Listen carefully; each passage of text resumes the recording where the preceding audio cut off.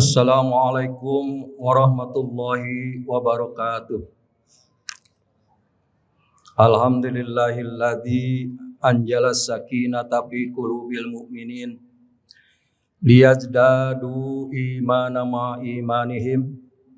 Asyhadu an la ilaha illallah wahdahu la syarikalah wa asyhadu anna Muhammadan abduhu wa rasuluh alladzi la nabiyya ba'dah.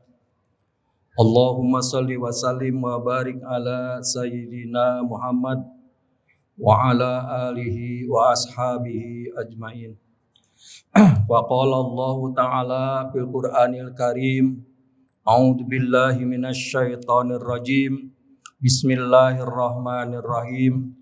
Wa ma khalaqtul jinna wal insa illa liya'budun. Amma ba'du. Hadirin dan hadirat, ibu-ibu, bapak-bapak, serta saudara-saudaraku sekalian, para asatid mukarram al-mukarramin yang berbahagia, yang senantiasa mengharap ridho Allah Subhanahu wa taala. Pada siang hari ini, marilah kita bersama-sama untuk memanjatkan puji dan syukur kehadirat Allah Subhanahu wa taala, karena berkat rahmat dan hidayahnya kita masih diberikan sehat walafiat, baik lahirnya maupun batinnya, dan mudah-mudahan kita senantiasa bisa melaksanakan segala perintah Allah dan meninggalkan larangan Allah. Shalawat serta salam semoga senantiasa dicurah limpahkan kepada Nabi kita, pembawa risalah al-Islam, Nabi Muhammad sallallahu alaihi wasallam, para keluarga Nabi, para sahabat Nabi, dan juga kita sebagai umat Nabi sampai akhir zaman. Hadirin ibu-ibu dan bapak-bapak sekalian, pada kultum kali ini saya ingin menyampaikan tentang bagaimana visi atau misi musuh kita, yaitu setannya. Tadi di dalam surat Az-Zariyat ya ayat 56, Allah berfirman, wa ma khalaqtul jinna wal insa illa liya'budun. Dan tidaklah aku, kata Allah, menciptakan jin dan manusia kecuali untuk beribadah. Beribadah di sini bisa dalam konotasi ibadah yang mahdoh, ibadah yang aturannya sudah ditentukan oleh Allah Subhanahu wa taala. Caranya, tata caranya, upacaranya. Dan itu tidak bisa ditambah dan tidak bisa dikurang. Di sholat 5 waktu itu sudah tidak bisa ditambah dan dikurang. Puasa Ramadan, haji, kemudian zakat dan lain sebagainya. Kemudian ada ibadah dalam arti goer mahdoh, yaitu ibadah dalam bentuk muamalah, yaitu bisa diistihadi oleh kita selama tidak bertentangan dengan Al-Quran dan As-Sunnah. Oleh karena itu, ibu-ibu dan bapak-bapak sekalian, datang ke masjid tercinta ini, Masjid Al-Jabar, itu adalah dalam rangka ibadah. Kalau sesuatu bisa disebut ibadah, tentu itu ada indikasinya, ada indikatornya, atau ada ukurannya. Ukurannya hanya 3 saja. Ukuran sesuatu bisa disebut ibadah. Yang pertama adalah niat ikhlas karena Allah. Jadi niat ikhlas karena Allah artinya kita berniat hanya untuk Allah, tidak untuk siapa-siapa. Ukurannya, seseorang yang berniat karena Allah, baik dia itu dihadiri banyak ataupun sedikit, tetap konsisten. Kita melaksanakan sholat baik banyak atau sedikit tetap konsisten. Itu ikhlas. Dalam sholat sendiri dan sholat berjamaah sama frekuensinya.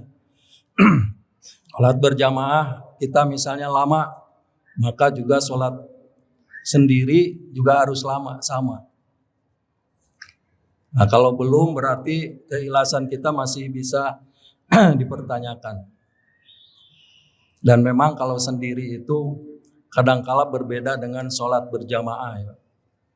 Nah, itu harus sudah dimulai. Sholat sendiri misalnya kita harus sama dengan sholat berjamaah. Lamanya. Yang kalau di berjamaah misalnya suratnya panjang, di sendiri juga harus lebih panjang. Jangan sampai di berjamaahnya lama, di sendiri baca trikul, qul huwallahu ahad dan qul a'udzu birabbin nas. Jadi niat. Jadi yang pertama, ibu-ibu dan bapak-bapak hadir ke masjid tercinta ini Al-Jabar dengan niat ikhlas karena Allah. Ingin melihat atau mengagungkan nama Allah. Kemudian yang kedua, amal yang kita lakukan ini adalah amal yang soleh. Kegiatan yang kita lakukan amal soleh, amal yang baik, bukan amal salah, bukan kegiatan-kegiatan yang salah, tapi kegiatan-kegiatan yang soleh. Itu yang kedua ukurannya untuk melihat indikator sesuatu itu dinamakan ibadah. Kemudian yang ketiga itu ukurannya adalah tujuannya mardotillah. Tujuannya adalah keridhaan Allah. Jadi kalau tiga indikator ini ada pada setiap orang yang melakukan aktivitas kita sehari-hari, maka itu bisa dinamakan ibadah. Jadi yang pertama niat ikhlas karena Allah. Yang kedua amal yang dilakukannya adalah amal soleh. Dan yang ketiga tujuannya adalah mardotillah. Nah, kita kembali kepada persoalan tadi bahwa Allah menciptakan manusia dan jin untuk beribadah. Kita berbicara tentang jin atau setan ya sebagai musuh kita. Jadi jin itu berasal dari bahasa Arab al-jannah. Jannah itu tersembunyi. Jadi jin itu tersembunyi, tidak melihat kita. Dia bisa melihat kita, kita tidak bisa melihat kita. Kalau dia membangkang namanya iblis ablasa. Jadi kalau manusia itu membangkang sama dengan iblis. Karena apa? Jin dan setan itu bisa dalam bentuk sifat ya. Nah, kalau jadi setan itu bahasa Arabnya syatona. Berarti menjauh dari kebenaran. Jadi kalau kita jauh dari kebenaran itu sama dengan setan. Sebab setan itu bisa minal jinnati wanas. Dari jin dan manusia.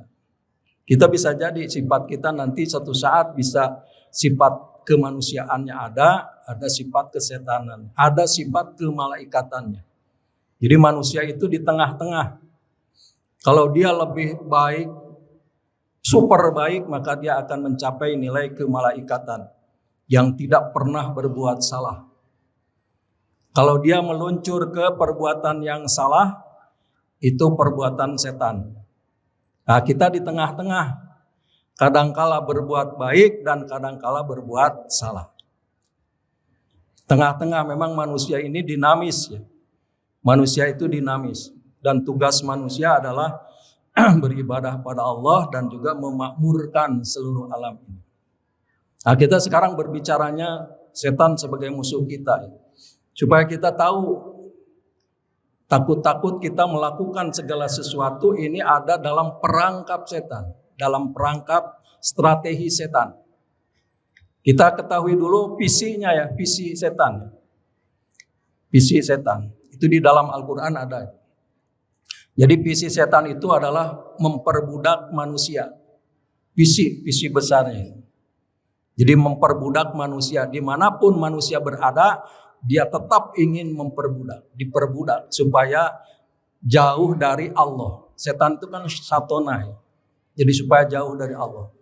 Jadi visinya adalah memperbudak manusia. Nah, jadi kita udah tahu kan nanti. Nah, misinya apa? Ada misi enggak setan ini? Ada misinya. Itu di dalam Al-Quran, surat Al-Baqarah. Yaitu mengkondisikan manusia untuk lupa kepada Allah. Nah, jadi itu misinya. Misinya mengkondisikan manusia lupa kepada Allah. Itu misi. Dan semua misi ini ditujukan untuk mencapai visi kan. Karena kan ada visi misi ya. Ada visi misi. Jadi visinya adalah memperbudak manusia. Kemudian misinya adalah mengondisikan manusia supaya lupa kepada Allah. Nah, jadi ini awas jangan terperangkap nanti kita. Kemudian ada strateginya. Strateginya ini mungkin tidak sampai dijelaskan semuanya. Yang pertama waswasah. Was-was. Strategi setan ini memberikan was-was. Alladzi yuwaswisu fi sudurin nas. Jadi setan itu adalah memberikan was-was. Bimbang. Kalau kita ke masjid biasanya bimbang ya. Berangkat jangan. Nah itu. Kata setan jangan. Berangkat benang dapat itu ajakan Allah berarti. Was-was. Bimbang. Al-waswasah. Jadi kalau bimbang kita ini strategi setan nih. Apalagi kalau datang ke pengajian ibu-ibu ya. Ngaji jangan nih. Ke mall atau apa. Ngaji, itu berarti kita dapat kebaikannya. Kalau tidak, kita terbawa strategi setan. Was-wasah. Was-wasah. Jadi strateginya was-was. Bimbang. Itu kalau dalam sholat, misalnya 2 rakaat atau sudah 3 rakaat, bimbang, itu awas. Jangan-jangan itu setan juga masuk ke dalam diri kita. Sebab nanti ada ya pembagian tugas setan yang menggoda manusia. Tapi nggak cukup, sekarang kan hanya 15 menit. Tinggal 5 menit lagi. Jadi itu. Yang kedua tajyin. Itu ada dalilnya ya. Karena waktunya kultum nggak mungkin. Tajyin. Jadi tajyin ini adalah membungkus kemaksiatan dengan kenikmatan. Tajyin. Jadi yang maksiat itu dibungkus menjadi nikmat. Nah, oleh karena itu kepada anak-anak muda biasanya berpacaran yang tidak sesuai dengan syariat biasanya nikmat kan. Itu memang oleh setan dibegitukan. Jadi kalau yang maksiat-maksiat itu nikmat. Di kebun kan, di mobil itu karena memang dia belum sah. Itu dibungkus tajyin. Jadi strategi tajyin. Jadi tajyin. Jadi bagaimana membungkus kemaksiatan menjadi kenikmatan. Kalau sudah bersuami istri mah ya udah aja di rumah kan. Nggak ada itu ya yang kalau godaan-godaan setan tuh ya biasa di yang di lantai-lantai biasa kan seperti nikmat ya. Memang itu setan membawanya ke sana. Jadi strategi. Kalau sudah sama nggak mungkin. Jadi tajyin ya, ini jangan. Karenanya kepada anak-anak muda itu awas jangan terperangkap dengan strategi setan yaitu tajyin. Membungkus kemaksiatan dengan kenikmatan. Jadi yang maksiat biasanya nikmat. Ya sebenarnya kalau yang sudah sah juga lebih menikmatnya. Jadi yang maksiat itu. Awas ini ya terperangkap. Jadi kalau kita sudah tahu strateginya, maka kita bisa memberikan solusi. Kemudian yang ketiga tamani. Jadi strategi setan yang ketiga tamani. Yaitu menghayal ya, memperdaya dengan hayalan. Ini awas nih, strategi setan juga ya. Ada tamani, angan-angan. Nanti saya bangun jam 2 mau sholat tahajud. Begitu jam 2 bangun, ini godaan setan. Udahlah nanti besok lagi lah. Sekarang mengantuk. Udah, jadi hayalan aja. Itu dihayal. Kemudian kalau saya punya uang sekian juta maka saya akan memberi ke masjid. Begitu dapat uangnya, janganlah. Udah itu nanti aja banyak yang kaya. Itu hayalan-hayalan. Jadi menghayal ya. Jadi menghayal ya sepertinya benar tapi itu awas jebakan-jebakan setan. Jadi tamani, angan-angan, berangan-angan. Pokoknya saya lamun ini akan rajin ke masjid, begitu dia dipenuhi tidak rajin. Itu awas, jangan terkecoh. Kemudian yang keempat, adawah, permusuhan. Jadi permusuhan ini juga merupakan strategi setan ya. Awas. Kalau kita saling bermusuhan itu memang setan itu senang ya. Supaya bermusuhan, supaya tidak akur itu senang itu. Banyak hoax dan lain sebagainya itu enak, itu senang. Adawah, al-adawah. Jadi bagaimana itu menanamkan permusuhan. Jadi kalau kita sedang musuhan, ini saya terperangkap nih. Kita kembali lagi, astagfirullahaladzim. Jadi jangan sampai terperangkap dengan strategi setan. Kita lanjut supaya cepat. Yang kelima, tahwib. Tahwib, tahwib, menakut-nakuti. Jadi menakut-nakuti, misalnya kalau kemarin ada kurban, saya kalau kurban nanti uang kita habis, jadi takut-takuti. Kalau saya misalnya datang ke majelis taklim, nanti disangka menjadi ustazah, jadi ditakut-takuti. Udah ajalah di rumah. Jadi menakut-nakuti. Jadi menakut-nakuti kepada kebenaran. Kemudian yang keenamnya sodun. Jadi sodun ini adalah menghalang-halangi manusia. Sodun. Jadi kalau bapak-bapak ada yang menghalang-halangi mau datang ke masjid itu awas, ini ada perangkap setan. Sodun. Jadi strateginya adalah menghalang-halangi untuk melakukan kebaikan. Kemudian yang ketujuh, wa'dun, janji. Nah, janji itu ada janji palsu. Itu perangkap setan tuh. Kalau kita berjanji ya tidak ditepati, nah itu jangan-jangan janji itu memang sudah masuk terperangkap setan. Wa'dun. Kemudian yang kedelapan, kaidun. Ya. Kaidun itu tipu daya. Jadi tipu daya memberikan tipuan kepada kita. Nah, itu juga strategi setan. Yang terakhir adalah nisyan. Lupa kepada Allah. Jadi kalau lupa biasa mah nggak jadi persoalan, tapi lupa yang terus menerus, misalnya bapak-bapak, ibu-ibu lupa sholat, tapi terus menerus lupanya, itu awas terperangkap setan.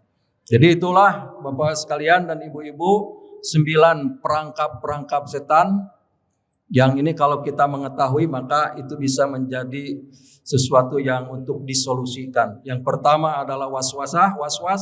Kemudian tajin, membungkus kemaksiatan dengan kenikmatan. Kemudian tamani, yaitu senantiasa memberikan khayalan, adawah. Kemudian permusuhan, tahwib, menakut-nakuti, sodun. Kemudian menghalangi, wa'dun, janji palsu. Kemudian kaidun, yaitu senantiasa tipu daya, dan nisyan, itu lupa kepada Allah. Itulah bapak-bapak dan ibu sekalian yang dapat kami sampaikan pada kultum kali ini. Mudah-mudahan ada manfaatnya, yang benar dari Allah, yang salah dari saya sendiri. Wallahul muwaffiq ila aqwamit thoriq, wabillahi taufiq wal hidayah. Wassalamualaikum warahmatullahi wabarakatuh.